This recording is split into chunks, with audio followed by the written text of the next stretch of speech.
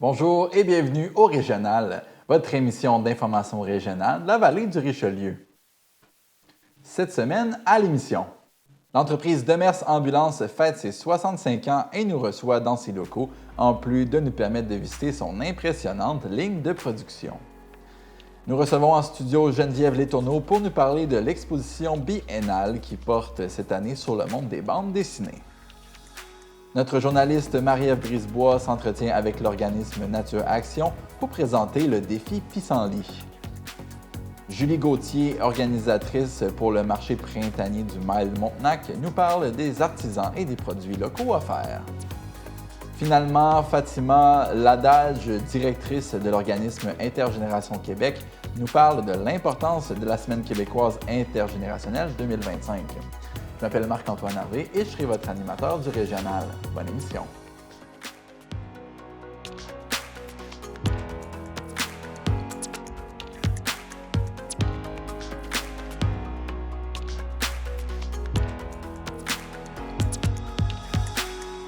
Comme à chaque semaine, l'équipe de TVR9 vous propose un tour de l'actualité dans la vallée du Richelieu. Un hydravion s'est renversé en fin de matinée le 2 mai dernier près de la montée Robert entre McMasterville et Saint-Basile-le-Grand. 2 personnes se trouvaient à bord, un père et son fils. Le fils a pu regagner la rive à la nage et a été pris en charge par les ambulanciers. Malheureusement pour son père, M. Olivier Brossard, 58 ans, a été retrouvé sans vie après avoir été extrait de l'appareil et transporté à l'hôpital Honoré-Mercier. Le Bureau de la sécurité des transports du Canada et de la Sûreté du Québec ont été dépêchés sur place pour faire la lumière sur les circonstances du drame. L'hydravion est demeuré plus d'une heure partiellement submergé avant d'être retiré du cours d'eau. La route 223, brièvement fermée durant l'opération, a été réouverte en fin d'après-midi de la même journée. À Belleuil, la facture du projet de réaménagement de l'espace culturel Aurel-Dubois s'alourdit considérablement. Alors qu'on parlait d'un budget initial de 15,3 millions de dollars en 2022, le coût total est désormais évalué à 27,4 millions. La Ville prévoit ainsi ajuster son règlement d'emprunt pour couvrir sa part, ce qui représente une hausse importante par rapport aux prévisions de l'automne dernier qui s'établissaient à 21 millions de dollars. La mairesse Nadine Viau a expliqué que l'augmentation des coûts est notamment due à la hausse du prix des matériaux comme l'acier, à la mise aux normes de certains éléments du bâtiment et aux tensions commerciales avec les États-Unis qui ont fait grimper les soumissions. Parmi les 27,4 millions, seulement 11 millions proviendront des gouvernements provincial et fédéral. Belleuil se retrouve donc à assumer plus de la moitié de la facture. La Ville empruntera 3,9 millions supplémentaires, mais promet que cet ajustement n'aura pas d'impact sur le compte de taxes des citoyens en 2026. Un registre sera ensuite ouvert à l'Hôtel de Ville du 12 au 14 mai, permettant aux citoyens opposés au projet de demander la tenue d'un référendum. Pour que celui-ci ait lieu, près de 1870 signatures devront être recueillies. La réouverture de l'espace culturel Aurel-Dubois est toujours prévue pour la fin de 2026. Attention aux excès de vitesse sur l'autoroute 20. Un radar photomobile vient d'être installé par le ministère des Transports sur l'autoroute 20 Est entre Sainte-Julie et Belleuil. Il surveille une zone de travaux où l'on aménage une nouvelle voie réservée. La limite de vitesse y est fixée à 80 km/h en tout temps. Le ministère rappelle que cette limite est trop souvent ignorée, surtout en dehors des heures de pointe. Même si aucune perte de points n'est prévue, les amendes sont doublées dans cette zone. Une signalisation orange avisera les conducteurs de la présence possible du radar. Pour éviter les mauvaises surprises, les automobilistes sont invités à consulter le site Québec 511 pour connaître les emplacements surveillés. La ligne d'information juridique L'Informel propose des sessions d'information juridique gratuites sur le droit familial. 3 soirées en ligne sont prévues à la fin mai pour mieux comprendre vos droits lors d'une séparation en contexte d'immigration ou en ce qui concerne la garde des enfants et la pension alimentaire. Les rencontres sont animées par des juristes et auront lieu les 26, 27 et 28 mai de 19h à 21h. Au programme, la rupture du couple, le droit familial à l'immigration et les obligations financières envers les enfants. Les places sont limitées et l'inscription est obligatoire au 450-443-3442, poste 221 ou en ligne sur le site d'Informel. Des milliers de jeunes Québécois sont prêts à bouger pour la santé.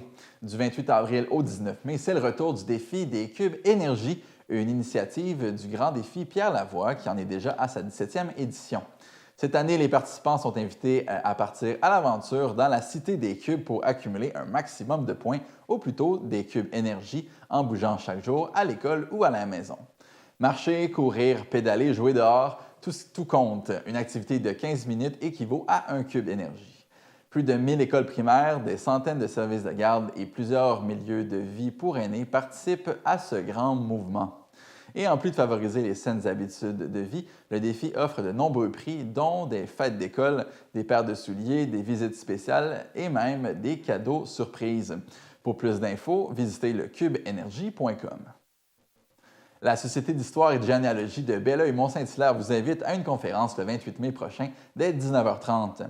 L'écrivain et conférencier Viateur Lefrançois, originaire de Matane, viendra présenter une conférence illustrée de plus d'une centaine d'images sur la conquête, ce moment charnière de la guerre de 7 ans qui a marqué la fin de la Nouvelle-France au 18e siècle. La conférence aura lieu au Centre des loisirs de Belleuil, sur la rue Hertel ou en ligne. L'entrée est gratuite, mais les participants à distance doivent s'inscrire au moins 48 heures à l'avance sur le site de la Société d'histoire. Un vol digne d'un film d'Hollywood, c'est ainsi qu'on pourrait qualifier l'attaque des guichets automatiques des Jardins à Saint-Mathieu-de-Belleuil et ailleurs en 2023. Le 29 avril dernier, Yann Villeneuve, 40 ans, a plaidé coupable à 12 chefs d'accusation en lien avec ces vols, dont un premier survenu à Saint-Robert où un guichet a été arraché et vidé pour 186 000 $. Le modus operandi était le même dans toutes les attaques. Des véhicules Honda volés étaient utilisés pour arracher les guichets à l'aide de chaînes de remorquage. Les dommages causés ont été considérables avec des pertes financières estimées à plusieurs centaines de milliers de dollars. Les enquêteurs ont pu remonter la piste grâce à l'ADN retrouvé sur les chaînes de remorquage ainsi que des échanges de textos entre Yann Villeneuve et ses complices Maxime Campo-Vigé et Marc-André Guimont-Terrien. Les perquisitions dans plusieurs résidences ont permis de découvrir des preuves incriminantes, notamment un programmeur de clés utilisé pour voler des véhicules Honda, ce qui a facilité les crimes. Le dossier de Yann Villeneuve sera de retour devant la Cour en juillet pour déterminer sa sentence. La ville de Saint-Basile-le-Grand lance sa campagne de sensibilisation à l'économie d'eau potable sous le thème « Suis le flot, économise l'eau ». Avec une consommation moyenne de 327 litres par personne par jour, soit le poids d'un gorille, les grands Basillois sont invités à relever un défi collectif, atteindre les 220 litres, soit l'équivalent du poids d'un lion. Des actions concrètes sont prévues.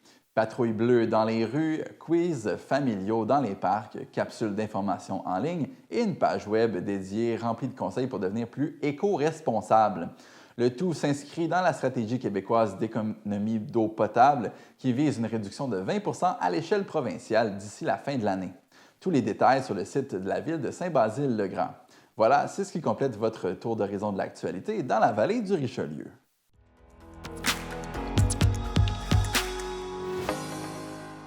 On nous accueille dans les locaux de Demers Ambulance. Bonjour, je rencontre Michel Pelletier et Mme Pouliot, qui vous êtes vice-président opération, vice-président des ressources humaines. Pourquoi vous nous accueillez aujourd'hui dans vos locaux? Eh bien, cette année, on fête nos 65 ans d'existence de Demers Ambulance. Et puis, c'est une année importante pour nous. Puis, on voulait marquer ça de plusieurs façons. Puis, quand on a eu l'opportunité de vous parler, mais on s'est dit, hey, ça serait le fun de parler un peu de qui on est puis qu'est-ce qu'on fait. Bien, c'est super intéressant de nous accueillir ici, surtout. On va pouvoir aller faire un petit tour de la manufacture en bas, comment on construit les ambulances. C'est une histoire qui date de 65 ans. Pouvez-vous nous expliquer qu'est-ce que ça incarne Demers Ambulance pour la communauté ici à Belleuil? Je vous dirais que ce qui incarne Demers Ambulance, c'est beaucoup la culture qui est née avec la fondation de l'organisation, qu'on a maintenue pendant plusieurs années. D'ailleurs, c'est intéressant de savoir qu'on a encore des enfants et des petits-enfants du fondateur qui travaillent avec nous. Fait que la culture, on la transporte avec nous tout au long des années. C'est une entreprise qui a eu beaucoup de croissance, puis par la croissance, bien, ce qu'on apporte à la communauté, c'est premièrement de plus en plus d'emplois, de plus en plus de gens qui peuvent travailler avec nous.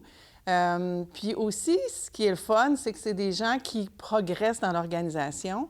Il y a des opportunités de croissance pour eux également, parce qu'on a beaucoup de nos employés qui sont partis de travailler dans l'usine puis qui ont progressé dans l'organisation. Ça, je trouve que ça fait partie aussi de notre culture, puis c'est bien important. Puis aussi, bien naturellement, on fait travailler les gens de la région parce qu'on a beaucoup de fournisseurs dans la région, on a beaucoup de collaborateurs dans la région. Fait que c'est comme ça que je répondrai à cette question. Monsieur Pelletier, Demers Ambulance a été fondée en 1960 par M. Paul Demers. Ça a été quoi? Pourquoi ça a été fondé? À quel besoin ça répondait à ce moment-là dans l'histoire?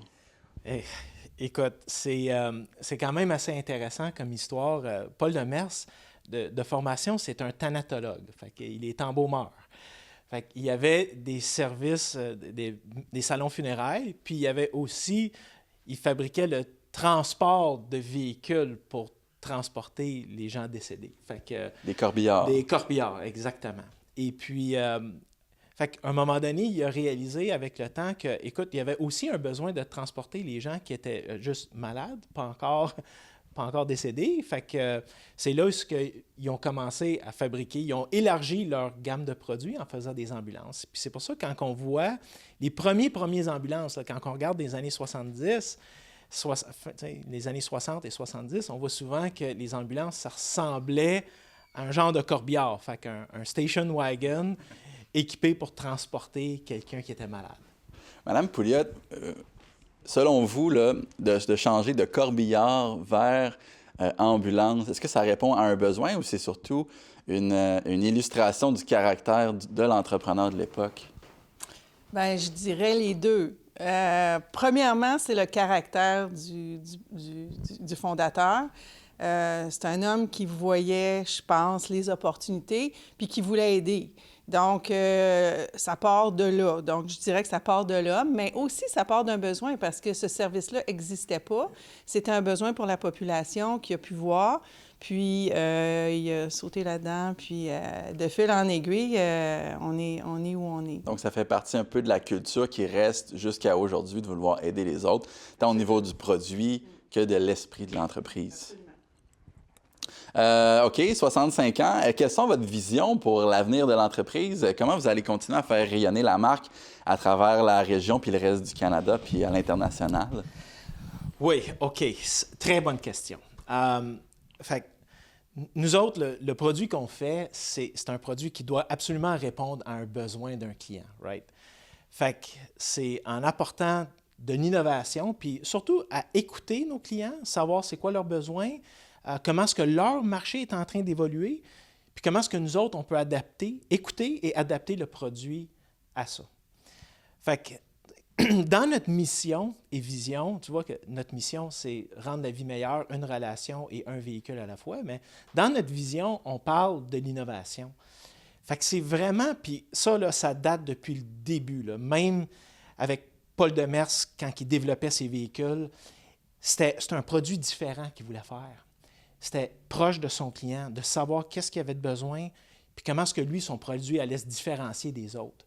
Puis cet esprit-là d'innovation et d'entrepreneurship, elle continue aujourd'hui. Fait que le futur est basé sur quoi? Est basé sur les mêmes principes qu'on a aujourd'hui, qui est écoute ton client, réponds à ses besoins, puis pousse un peu l'enveloppe. Puis il faut toujours faire attention. Le marché de la paramédicine est quand même assez conservateur. Fait que, on ne peut pas aller trop loin non plus. Il y a un juste milieu, à savoir la ligne, elle est où. Puis nous autres, on aime ça, juste être un petit peu à l'extérieur de ça pour pousser la réflexion puis d'amener des solutions innovantes. On l'a vraiment démontré quand on a relâché un véhicule dernièrement qui s'appelle le EFX. C'est un véhicule sur un châssis électrique, mais c'était surtout l'habitacle patient en arrière qu'on a tout développé avec le focus sur le besoin du paramédic et du patient. Okay. Fait qu'on a redesigné les sièges, comment est-ce que le paramédic pouvait prodiguer des soins, rendre l'équipement plus accessible, rendre l'environnement juste plus convivial pour tout le monde. Fait que c'est ça qui nous démarque. C'est sûr que dans les situations d'urgence, j'imagine que c'est les petits détails qui sont importants. Il ne faut pas chercher quelque chose à un endroit qu'on ne s'en rend pas compte. Vous êtes un gros employeur de la région, 350 personnes ici. Est-ce que la situation avec les États-Unis, la possibilité d'avoir des tarifs, ça peut vous impacter comme entreprise? Bien, faut dire que 40 des ambulances qu'on fabrique ici à Belleuil, ils s'en vont aux États-Unis. Fait que, c'est un client important pour nous. Puis les tarifs peuvent avoir un impact, auront un impact. Puis c'est pour ça qu'on travaille fort à savoir comment est-ce qu'on peut diminuer cette charge-là, autant pour les pièces qu'on doit importer, parce qu'il y en a quand même quelques-uns qui partent des États-Unis qui viennent ici, que les ambulances que nous autres, on exporte aux États-Unis. Fait qu'on travaille beaucoup avec les instances gouvernementales, autant au Canada qu'aux États-Unis, pour amoindrir le tout. Puis, faut dire que c'est nos clients aux États-Unis, nos concessionnaires aux États-Unis, ils ont besoin de notre aide aussi pour diminuer cette charge-là. Fait que ça peut nous impacter. C'est pour ça qu'on travaille de façon quand même assez proactive pour limiter l'effet sur nos clients. Demers Ambulance, c'est la compagnie qui a le plus d'histoire en Amérique du Nord. Est-ce qu'il y a moyen d'expandre l'offre outre-mer, en Europe ou ailleurs dans le monde? Veux-tu répondre, Michel? Je peux le prendre. Oui. Mais je pourrais, par contre, juste faire une petite correction. On a dépassé 400 employés. Wow! Oui, on a eu une forte croissance cette année, puis on a dépassé le 400. Combien de nouveaux employés cette année? My God, certainement une soixantaine, je dirais. On a rajouté 60 employés cette année. Comment vous faites pour vous assurer de bien intégrer les employés chez vous? Ah, ça, c'est une excellente question. On est toujours continuellement en train d'essayer d'améliorer la façon de s'améliorer, d'intégrer les nouvelles personnes. Ce qu'on a fait de différent cette année, c'est vraiment de structurer un processus de formation qui fait en sorte que quand les employés arrivent, on les prend en charge puis on leur donne une formation beaucoup plus poussée pour qu'ils sachent. Puis je parle principalement des employés d'usine là, qui connaissent notre produit, qui connaissent nos processus, nos règles, puis on peut les former. On a bâti des équipes de formateurs, puis un centre de formation. Cette année, ça, c'est notre nouveauté, puis notre objectif, c'était de faire en sorte que les employés soient plus rapidement efficaces une fois qu'on les met directement sur la ligne de production. Pourquoi? Parce que la ligne de production va de plus en plus vite. Hein? Donc, on veut qu'ils se sentent bien lorsqu'ils arrivent sur la ligne de production. Puis un grand facteur du bonheur au travail, c'est aussi la compétence. Tu sais, quand on est capable Absolument. d'avoir du succès au début, ça peut nous amener à persévérer. Comment vous compareriez les nouveaux employés aujourd'hui en 2025 par rapport aux employés des générations antérieures? Est-ce qu'ils sont différents, les jeunes employés? Écoute, c'est une grande question. Bien sûr que oui, puis pas tant que ça, je dirais. Bien sûr que oui, ils sont différents, ils pensent un petit peu différemment, mais pour vrai, les gens qui arrivent ici, c'est des gens qui fitent bien avec nos valeurs. Nous on est des travaillants dans l'âme, là, tu sais, puis nos employés en général, c'est des travaillants dans l'âme. On est tellement fiers du produit qu'on fabrique, de ce à quoi ça sert, que oui, il y a des différences, mais je dirais pas tant que ça. Mais j'aimerais ça, Michel, t'entendre là-dessus, parce que peut-être tu le vois d'une façon différente de moi. Bien, je pense que tu l'as bien dit. Les gens veulent se sentir compétents, puis ça l'a pas changé. Fait que peut-être les nouvelles générations sont juste plus vocales à nous le dire, puis à nous le dire quand ça ne marche pas à leur goût. Peut-être parce qu'ils ont grandi dans un environnement où il y avait plus de choix. Fait que ça nous a juste forcés à devenir meilleurs. Mais tout le monde veut se sentir bon dans ce qu'ils font, puis c'est notre devoir de les amener à être bons dans ce qu'ils font. C'est un plaisir de discuter avec vous. Je rappelle, M. Pelletier, vous êtes vice-président des opérations. Mme Pouliot, vous êtes vice-présidente des ressources humaines. Je vous souhaite une belle célébration pour vos 65 ans. Et puis, un autre 65 ans qui s'en vient également. Mais entre-temps, nous, on aimerait ça aller faire peut-être une petite visite de vos installations. Bon, avec plaisir. Merci beaucoup. C'est une ligne de production. On assemble la boîte et le châssis. Et puis, les opérations commencent ici. Fait que si tu regardes à chaque phase qu'on va cheminer, tu vas voir qu'il y a des opérations spécifiques qui sont faites. OK. Donc là, le châssis vient d'arriver. Il y a de la soudure qui va se faire. Ici, ils font de l'isolation. Ils font les fils, l'isolation. Puis au fur et à mesure qu'on va avancer, tu vas voir l'évolution. Le châssis arrive déjà tout fait comme ça? Non, le châssis arrive, la boîte est assemblée par après sur le châssis par une équipe. OK. Le véhicule vient d'arriver, on vient de poser l'isolation. OK. Donc c'est les panneaux d'isolation là que vous voyez qui permettent d'avoir une isolation thermique de l'ambulance. Et après, on installera les harnais électriques. Il faut savoir que les ambulances, c'est des véhicules extrêmement compliqués où il y a beaucoup d'appareils qui sont branchés, des choses pour monitorer le patient, etc., etc.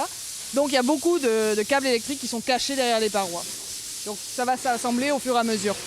Ça ressemble à ça, une ambulance vide, toute nue. Oui, c'est ça, une ambulance à poil. Parfait, on va poursuivre. On se trouve avec M. Robin Demers. Bonjour, monsieur. Bonjour. Quelle est votre fonction ici dans l'usine? Fonction, c'est un peu n'importe quoi. Je vais vous dire ça à 5 heures, ça va être quoi ma fonction d'aujourd'hui? L'homme à tout faire. C'est différent à tous les jours. OK. Je peux jamais prévoir qu'est-ce qui va se passer. Donc, vous supervisez les choses? Oui, les problèmes, l'entrée, les sorties, où il y a des problèmes sur la ligne, je suis pas mal occupé à temps plein là-dessus. Quel genre de problème il peut y avoir sur une ligne comme ça?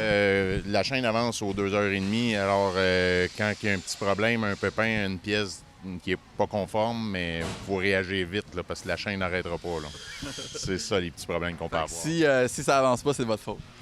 C'est pas de ma faute, mais moi je vais tout faire pour que ça avance.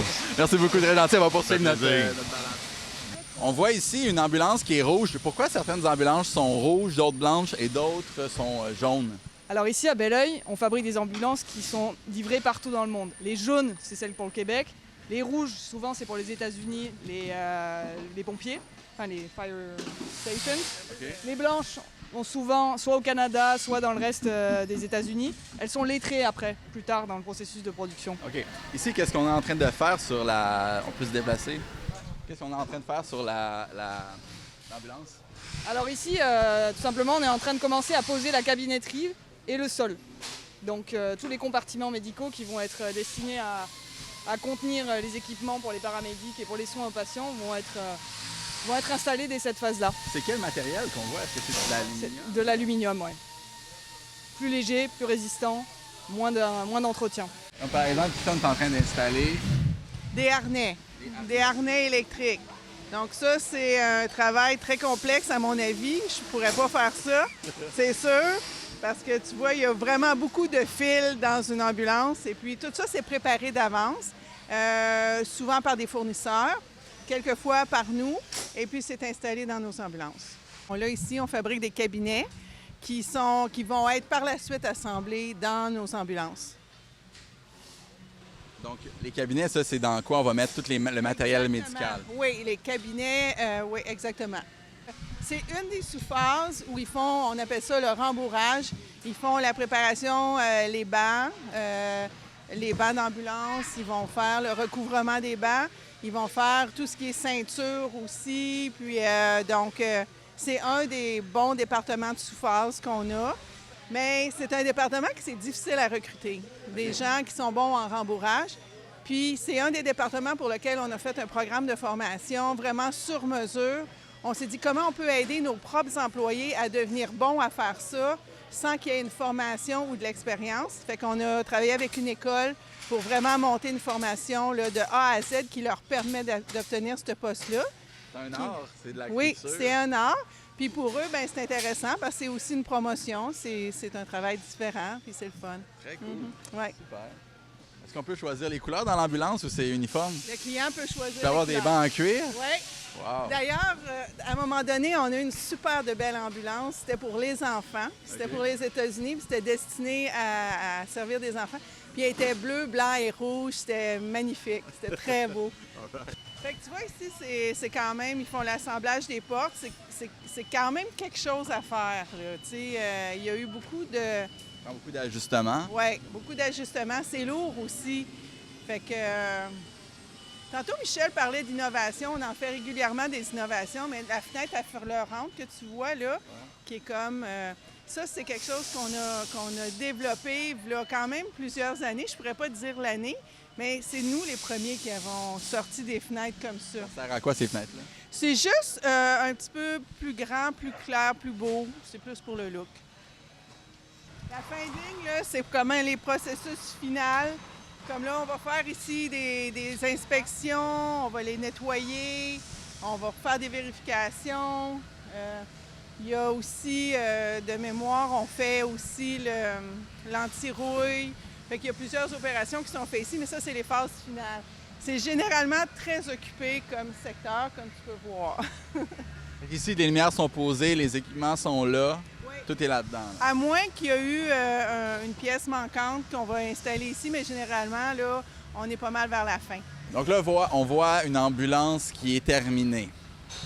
Il reste à faire probablement certaines inspections qui vont se faire, puis à la nettoyer, peut-être un peu finaliser à la fin, mais elle est complétée. Okay. C'est une ambulance techniquement complétée.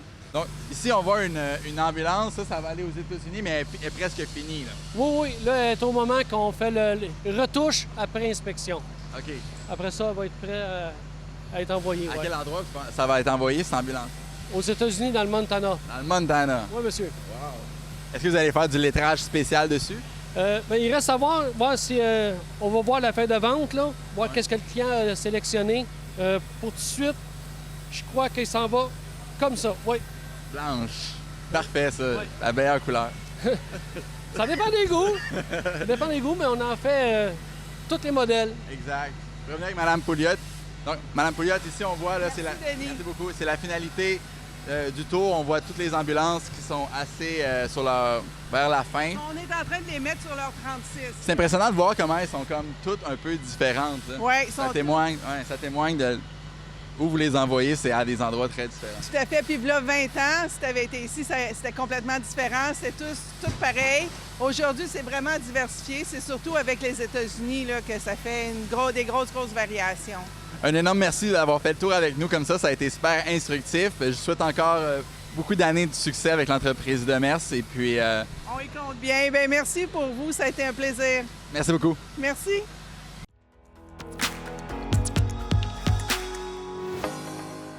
On reçoit maintenant Geneviève Letourneau, qui est directrice générale du Musée des Beaux-Arts de Mont-Saint-Hilaire. Bonjour, Mme Letourneau. Bonjour, merci de me recevoir. Ça me fait plaisir. Vous êtes ici pour nous parler comment ça se passe au musée et surtout de la biennale du dessin cette année. Expliquez-moi, biennale, ça vient de où ce mot-là? En fait, ça réfère à un événement qui se produit aux 2 ans. OK. Donc, la Biennale du dessin, chez nous, est programmée en année impaire depuis 2007. Donc, c'est la 10e édition. On est très heureux de ça. Et puis, comme on entre dans notre programmation du 30e anniversaire à la prochaine exposition, on s'est dit que en prémisse, en fait, des festivités, on aurait une proposition pour la Biennale qui était un peu différente de l'habitude. Alors, on est allé vers la bande dessinée. La bande dessinée? Wow, oui. Très cool. Qu'est-ce qui peut être intéressant de constater au musée sur la bande dessinée? Ce qui est fabuleux, c'est qu'en fait, comme notre angle est celui du dessin et non de la littérature, on a sélectionné des artistes avec qui on a travaillé autour des étapes préparatoires à leur bande dessinée. Donc, le travail qui entoure une planche. Chacun des BDistes a sa méthode de travail. Il y en a qui travaillent sur papier, croquis. Il y en a d'autres qui travaillent entièrement numériquement, en fait, avec des outils technologiques. Il y en a qui fonctionnent hybrides, donc qui vont faire certaines étapes de dessin sur papier. Et puis ensuite, comme pour la coloration, il y a des logiciels là, qui permettent d'obtenir une palette là, qui leur convient mieux. Et donc, ils vont faire cette dernière étape-là avec les outils d'aujourd'hui. L'exposition sera disponible jusqu'au 15 juin prochain. Oui. À qui ça s'adresse, cette exposition-là? À tout le monde, vraiment. On a fait une sélection qui va rejoindre tous les groupes d'âge, tous les gens de peu importe quelle provenance. Il y a de la BD adulte, il y a de la BD un peu plus jeunesse. Il y a des propositions qui fonctionnent très bien. Peu importe le groupe d'âge, des propositions qui sont très poétiques. Il y a même une proposition très sensuelle. Okay. Donc, on montre des extraits que tout le monde peut consulter, évidemment. Et puis, on a des propositions qui sont, je dirais, plus du côté roman graphique, au sens où on n'a pas nécessairement une mise en page là, de cases proprement dites. On a des BD qui sont presque très minimalistes au niveau du texte, mais qui ont un rythme dans lequel il y a de l'action. On a une proposition qui est très suspense. Donc, voilà, fait qu'on accueille Jimmy Beaulieu, Rosalie Bouchard, on accueille Caroline Lavergne, Catherine Gauthier, Dominique Trudeau et ses 2 fils. On accueille aussi Mathilde Wyss, Mako, aussi connue sous le nom de Marc-Étienne Paquin. Je voyais vos points d'interrogation. Ensuite, on a également Mireille Saint-Pierre. Vous avez beaucoup d'artistes Oui. québécois, des artistes Oui, québécois. on est allé vers la BDQ. On s'entend que l'ambiance actuelle est propice à resserrer les rangs autour de nos artistes québécois de grand talent, mais c'est des propositions qui concurrencent n'importe quelle proposition internationale qui se fait actuellement. Et d'ailleurs, c'est toutes des propositions très récentes, donc des BD là, qui ont été publiées très récemment, puis il y en a une même qui n'a pas encore été publiée, qui va l'être à l'automne. Primeur. Alors, on a, oui, une primeur du contenu inédit. C'est très intéressant que vous mettez l'emphase sur l'aspect visuel aussi. Oui. Mais est-ce que c'est un écho un peu à l'impact que vous voulez apporter dans la société aussi? Vous faites des ateliers créatifs. Oui. Quels sont les partenariats que vous faites où vous développez justement ce sens-là de l'art visuel chez les gens de la région? En fait, le musée a noué de nombreux partenariats dans les dernières années, comme auparavant, mais veut pas, la post-pandémie, en fait, a prêté beaucoup d'occasions, en fait, à ce qu'on tisse des liens dans la communauté. Donc, nous, on a eu des demandes, on est allé vers des lieux aussi. Donc, il nous arrive d'organiser des expositions dans d'autres lieux que le musée. On offre des services là, de conception, de mise en espace.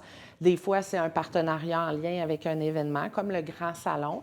Cette année, en fait, l'édition 2024, parce que ça se produit à l'automne, c'est le salon automnal. On a réussi à mettre sur pied 3 nouveaux prix qui donnent, en fait, aux lauréats une exposition solo dans d'autres lieux de la région. Puisque le musée n'a que 2 salles, pour nous, c'était difficile de programmer ça chez nous. Alors, on a un partenariat avec Pointe-Valène, Carole Doucet, qui va être exposée de la mi-mai à la mi-juillet avec les Échos du temps. On a une proposition numérique dans les locaux d'intégration compétences qui ont un téléviseur, donc ils vont diffuser des images de Frédéric Dénommé, qui a gagné un autre prix lors du Grand Salon. Et puis, on avait présenté Véronique Pelletier, ou connue sous Véro, à la Galerie Point-Rouge de Belleuil. Donc, ces 3 lieux-là ont accepté de nouer un partenariat avec nous puis d'accueillir un artiste. Vous étiez aussi au Festiglas? Oui, on était au Festiglas en tout début d'année. C'est une fin de semaine là, qu'on attend avec impatience. Donc, le Centre des arts, tout à fait d'accord, là, qui est en charge de la direction artistique, nous avait approché. Ça a été notre 3e présence cette année pour qu'on tienne, en fait, les ateliers créatifs. Là, cette année, c'était le dimanche après-midi. Et là, dans le fond, on fait un atelier gratuit pour les gens qui se présentent sur le site. Ça peut être de l'aérosol. On a travaillé avec du colorant alimentaire aussi cette année. On a eu la visite de Richard Morin qui est venu nous présenter son travail autour des encres solubles. Et ça a même résulté une petite exposition éphémère avec Richard là, qui a eu un succès assez impressionnant. Donc, oui, on a des beaux partenariats avec les... C'est super, justement, gens de la que vous pouvez région. vous impliquer comme ça puis faire découvrir aux jeunes par des ateliers créatifs des nouvelles façons de s'exprimer. Tu sais, l'art, c'est beaucoup... ça vient nous toucher de l'intérieur de comment on voit les choses, comment on s'exprime. Puis, tu sais, il faut être en contact avec ça pour savoir si on aime ça ou pas, comme les BD. Oui. Donc, j'invite tout le monde à la maison à venir voir les BD qui sont en exposition jusqu'au 15 juin. C'est pas juste les BD, c'est aussi le fond...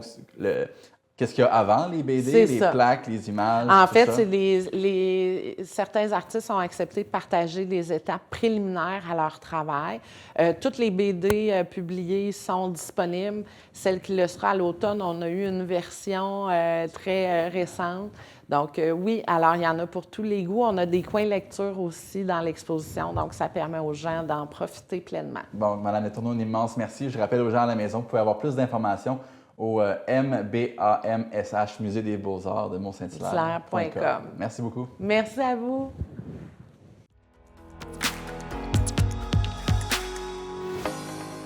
Nous sommes aujourd'hui à Nature Action Québec avec Mme Cadotte. Tout d'abord, quel est votre rôle dans l'organisme ici? Je suis chargée de projet dans la direction éco-collectivité depuis maintenant 4 ans. On est entre autres aujourd'hui ici pour parler du défi Pissenlit, mais tout d'abord, quelles sont les spécifications de l'immeuble de Nature Action? Parce que c'est très, très éco-énergétique et écologique. Oui, donc c'est un bâtiment qui a été aménagé pour être écologique, éco-énergétique, qui a été fabriqué entre autres avec des matériaux recyclés. On a une terrasse verte aussi à laquelle on a accès. Puis, on a la chance de profiter de sentiers qui débutent derrière moi. En fait, c'est un circuit qui va traverser un milieu boisé puis qui va se rendre jusqu'au bord de l'eau. Et les gens peuvent y avoir accès facilement. Oui, les gens peuvent y avoir accès. On voit souvent des citoyens qui vont se promener. Donc, on invite les gens à venir découvrir les beaux aménagements, en profiter, puis à faire un bain de nature. Et pour le défi Pissenlit, vous invitez aussi les gens à participer en grand nombre, mais les villes. Qu'est-ce que c'est le défi Pissenlit? Le défi, en fait, Pissenlit, c'est quelque chose d'absolument très, très simple. Il suffit de retarder la tonte de notre pelouse au printemps pour laisser les fleurs printanières, dont le pissenlit, fleurir. Donc, on range la tondeuse, on la sort seulement lorsque la floraison des pissenlits est terminée. Et déjà l'année passée, on a pu assister dans la vallée du Richelieu à ce mouvement qui est quand même assez populaire. Est-ce que vous direz que les citoyens sont au rendez-vous aussi?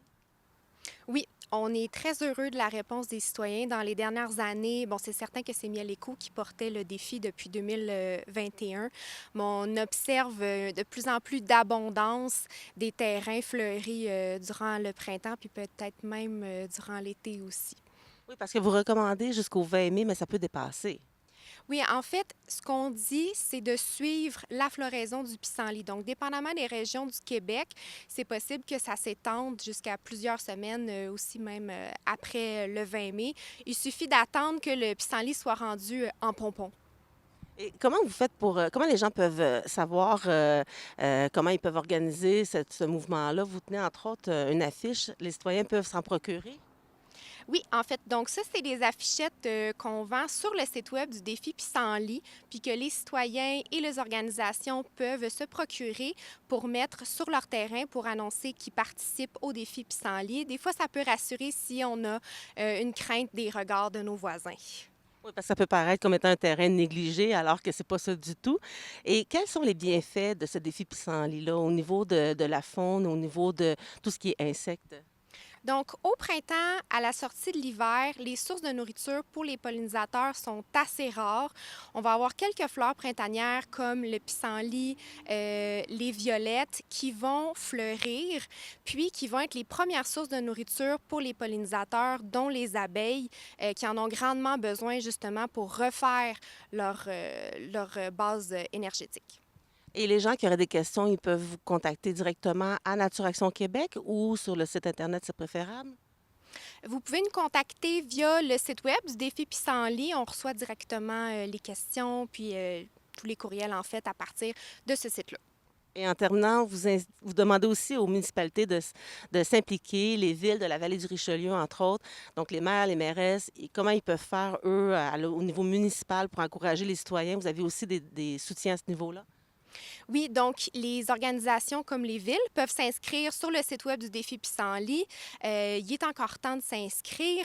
Ils peuvent également encourager leurs citoyens à participer sur leur plateforme, donc sur leurs médias sociaux, sur leur site web. Ils peuvent référencer le site web ou les médias sociaux de Nature Action Québec ou du défi Pissenlit pour parler du défi. En fait, ils peuvent même organiser des concours de photos. Les citoyens sont invités à nous envoyer des photos de leur parterre aussi avec les fleurs dans le cadre du défi. Alors, je rappelle, Mme Cadotte, vous êtes chargée de projet ici à Nature Action Québec. Merci beaucoup pour cette entrevue aujourd'hui. Ça me fait plaisir.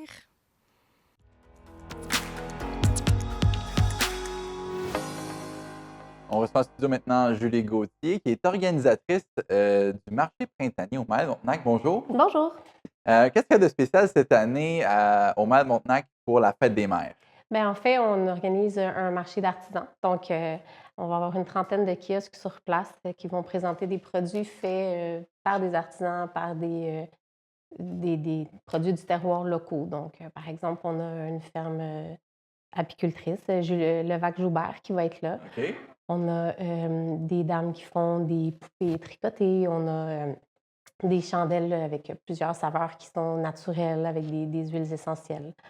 On va avoir, comme je vous dis, une trentaine de kiosques. Donc, c'est sûr qu'il y a beaucoup de choix.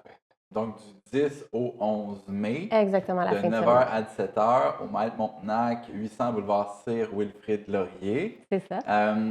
Ça va être l'occasion pour les gens d'aller rencontrer les producteurs locaux. C'est pas la première fois que vous faites ça. Non, ça fait 4 ans notre collaboration avec le Maître Montenac. On organise chaque année 2 événements, donc un au printemps, un à Noël. Puis effectivement, c'est une super belle occasion de venir découvrir les artisans locaux, goûter à des produits aussi qui vont être faits. Il va y avoir des dégustations. Puis interagir, connaître la passion de ces gens-là aussi, là, c'est important. Ouais, ça fait quoi justement de parler avec ces artisans-là, là, d'un côté comme de l'autre? Bien, ça nous fait découvrir la personne derrière l'art. Des fois, qu'est-ce qui les motive, c'est quoi leur passion. C'est beaucoup plus intéressant que d'acheter un produit emballé sur une tablette qu'on ne sait pas qui a été fait par qui. Exact. Surtout à une époque où là, on se pose des questions sur ce qu'on achète. Tu sais, maintenant, on essaie de favoriser l'achat local qui est de plus en plus important pour notre économie. Définitivement. C'est pas, là, c'est des petits artisans ou des petites entreprises qui sont là. Oui, exactement. Donc, il n'y a pas de grosses compagnies là. C'est des gens qui travaillent souvent. C'est plus comme un passe-temps qui est devenu un métier. Donc, c'est très intéressant de découvrir. C'est plein d'exclusivités que vous ne trouverez pas ailleurs. Oh, des exclusivités. Ça s'adresse à qui? Qui peut aller visiter ça? Ça s'adresse vraiment à tout le monde. Il y a des choses pour tous les goûts, je vous dirais, tous les âges. On va avoir une petite chasse au trésor pour les enfants. Donc, ça occupe les enfants pendant que les parents magasinent. Mais il y a vraiment de tout, là. Il y a des bijoux plus mode. Il y a des bijoux qui sont plus pour les personnes un petit peu plus âgées, là, qui ont plus classiques, mettons. Puis il y a des jouets, il y a des vêtements pour enfants, il y a des foulards, des chapeaux pour les dames. Donc, il y a vraiment plein de choses pour tout le monde. C'est une belle idée, plein d'idées cadeaux. Bien, surtout, c'est la fête des mères. Exactement. Puis il y a aussi un autre événement en même temps dans le stationnement, je pense, pour de la nourriture. Oui, ça tombe en même temps que le Poutine Fest. Donc, c'est vraiment une bonne excuse pour faire une pierre deux coups. Qu'est-ce que ça donne aussi aux artisans de se présenter là? C'est sûr que c'est une visibilité différente que si on faisait, par exemple, un marché dans un sous-sol d'église. C'est une clientèle qui est peut-être pas portée vers les marchés d'artisans, qui découvre des gens qui sont super intéressants puis qui ont beaucoup de talent à montrer. Oui, y a-t-il des gens vraiment intéressants, là, des artisans qui sont vraiment hors de l'ordinaire? Toujours. Il y en a tout le temps plein de ça. Des exemples pour nous? Oui, bien en fait, on a Claude Forcier qui va être là, qui lui fait des lampes à partir d'objets trouvés dans les brocantes sur Marketplace. Okay. Donc, des bouteilles d'alcool, des vieux appareils photo, des jouets pour enfants de Mario Bros, par exemple. Puis, il fabrique des lampes avec ça. Donc, toutes ces lampes sont différentes. Puis, le personnage en soi est quand même assez spécial. Donc, c'est toujours une belle interaction. Donc, c'est ça, il doit y avoir des interactions vraiment intéressantes. Oui, là, définitivement. Ça se déroule dans le centre commercial le Maître Montenac. En quoi les centres commerciaux sont encore importants, selon vous, pour nous? C'est sûr qu'un centre commercial, c'est comme un pilier d'une ville, là. Tout le monde connaît le centre commercial de sa ville. C'est comme pas un monument, mais c'est un centre d'attraction, si on veut. C'est moins populaire qu'avant, ce qui est aussi un avantage avec le marché d'artisans. Ça amène une nouvelle clientèle dans le centre d'achat pour découvrir que finalement, il y a plein de belles choses à voir, à acheter, à connaître. Puis, c'est ça. Moi, je pense que c'est une situation gagnante pour les deux. Et le centre commercial qui gagne des nouveaux clients et les artisans qui, eux, ont plus de visibilité. Non, puis comme vous le disiez, peut-être avant, c'était l'endroit vraiment le plus important de la ville où on se rassemblait. Hein? Ouais. Tu sais, ça brise l'isolement, les gens peuvent voir de nouvelles personnes, discuter. Puis surtout l'hiver, tu sais, c'est un endroit où on peut magasiner avec un toit. Ouais. Tu sais. Là, allez-vous avoir une section précise dans le centre commercial ou vous allez être... On occupe pas mal tous les corridors du Mail. C'est le fun, on a beaucoup d'espace qu'on peut utiliser. Donc, il va y avoir des kiosques disséminés un petit peu partout dans les aires centrales. Puis, c'est des kiosques qui sont intéressants. Là. C'est pas la petite table de marché au plus. Là. Il y a des paravents, des étagères. On peut fouiner, faire le tour, toucher, goûter. Donc, très interactif comme marché. Est-ce qu'il y a un genre de parcours? On commence à un endroit, puis on se promène librement? Pas vraiment, oui, c'est très libre comme parcours. Parfait. Donc, on invite tout le monde à aller voir un tour le 10 et 11 mai de 9h à 17h. Plein d'artisans à rencontrer, à discuter avec les gens. C'est pas nécessairement d'acheter toujours, mais on peut discuter, poser des questions. C'est souvent la passion des artisans. Ça devient très intéressant. Puis quand on veut les encourager aussi, c'est une bonne idée à ce moment-là. Madame Gauthier, merci beaucoup d'avoir été là. Je rappelle, vous êtes organisatrice pour le marché printanier au Mal-Montenac. Merci beaucoup.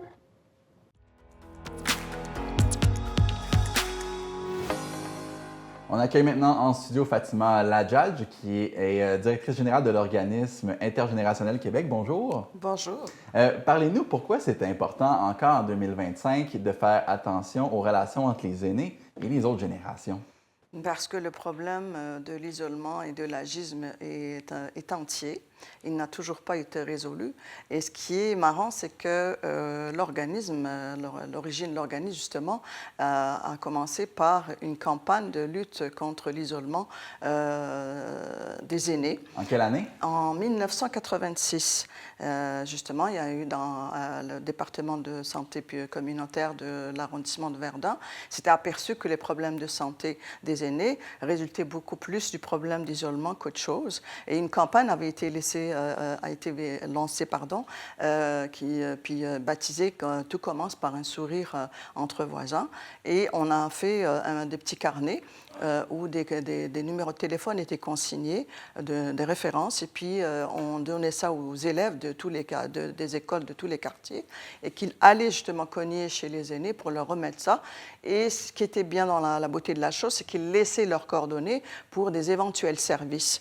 Et de l'année en année, la campagne a pris donc de l'ampleur, et puis elle a touché tout le Grand Montréal pour devenir une semaine l'amitié n'a pas d'âge, et puis des années plus tard, elle est devenue Semaine québécoise intergénérationnelle. On a pris conscience du problème de l'isolement beaucoup avec la pandémie. Hein? C'est ça qu'on s'est dit, wow, quand on ne se parle pas ou on ne se voit pas, là, ça peut entraîner des conséquences. Mais c'est un problème qui date de beaucoup plus longtemps que ça. Tout à fait. On m'a parlé justement des années 80.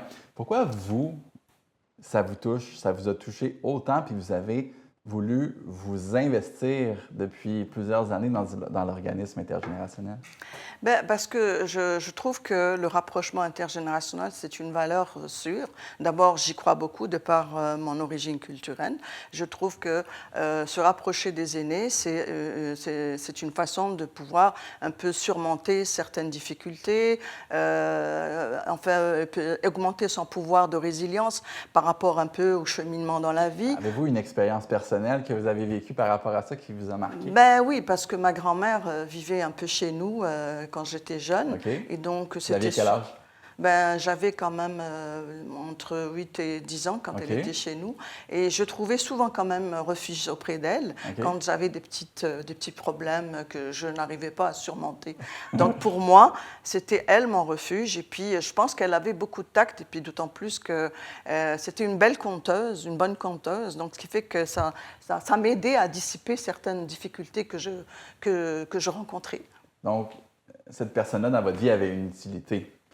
Elle vous rendait service. T'sais. Souvent, on peut entendre, on reçoit des invités ici, puis une crainte des personnes aidées, c'est des fois se sentir moins utile. T'sais. Mais il y a des cas où une personne aînée peut apporter beaucoup aux gens qui gravitent autour d'elle. Je peux vous dire que, de par l'expérience que j'ai eue à la tête de cet organisme, que le rapprochement intergénérationnel est porté davantage par les organismes pour aînés, parce qu'ils y croient. Et je peux le dire, n'eût été leur engagement et leur dévouement dans le bénévolat en matière de transmission de savoir entre eux et les jeunes, je pense que, disons que la cause de l'intergénérationnel ne serait pas ce qu'elle est actuellement.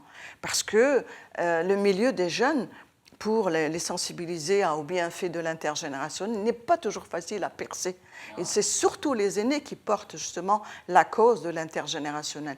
Et puis, de par la centaine de projets que nous recevons dans le cadre du concours des initiatives intergénérationnelles qu'on organise, qu'on coordonne chaque année, et qu'on récompense pendant la semaine, dont on récompense pendant la semaine les lauréats, Eh bien... On va en venir justement à ce concours-là, mais c'est intéressant de comment vous parlez, puisque c'est pas... Tu sais, là, on peut parler des grands enjeux, des fondements de pourquoi c'est important de faire communiquer les générations ensemble, mais c'est quand on le vit que là, ça devient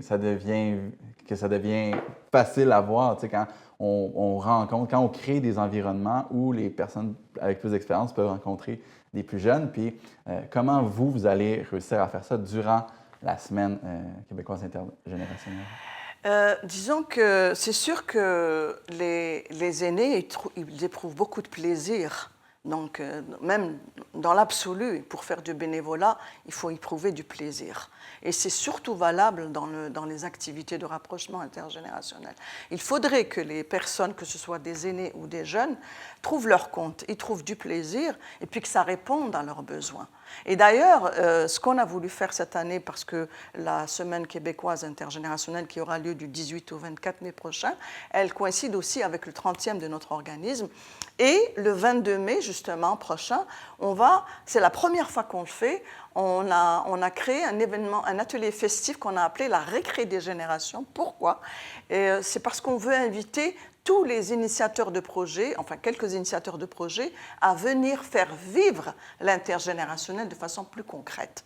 Ça va être à quel endroit, cette Ça va avoir lieu à Montréal. Okay. C'est à la Casa d'Italia. C'est le jeudi 22 mai de 13h jusqu'à 17h. On va mettre l'information à l'écran pour que les gens puissent prendre en note. Tout à fait. Vous m'avez parlé aussi justement d'un concours.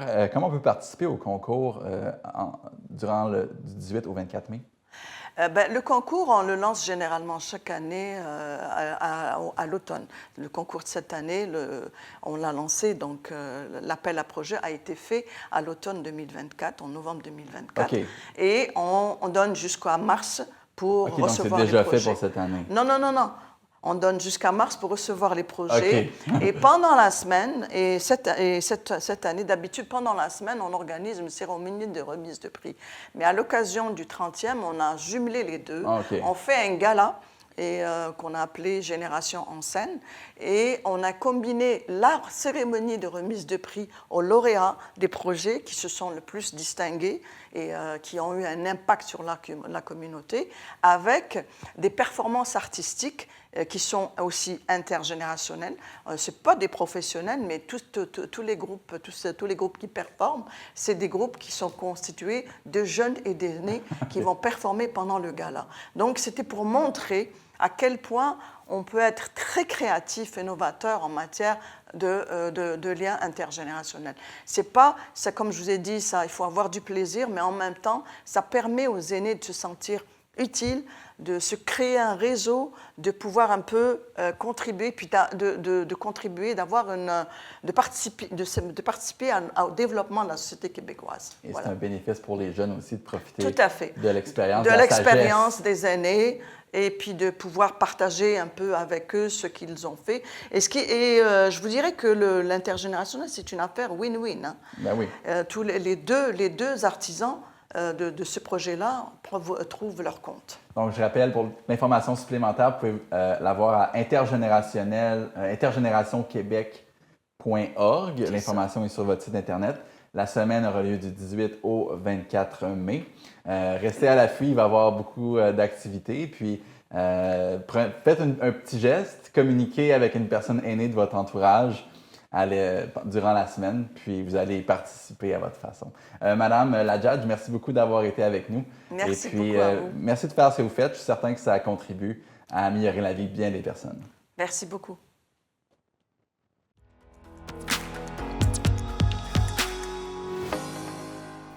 Voilà, c'est ce qui complète. J'espère que vous avez apprécié l'émission. Je vous rappelle que si vous êtes intéressé par le monde des médias, que ce soit devant ou derrière la caméra, TVR9 a besoin de vous.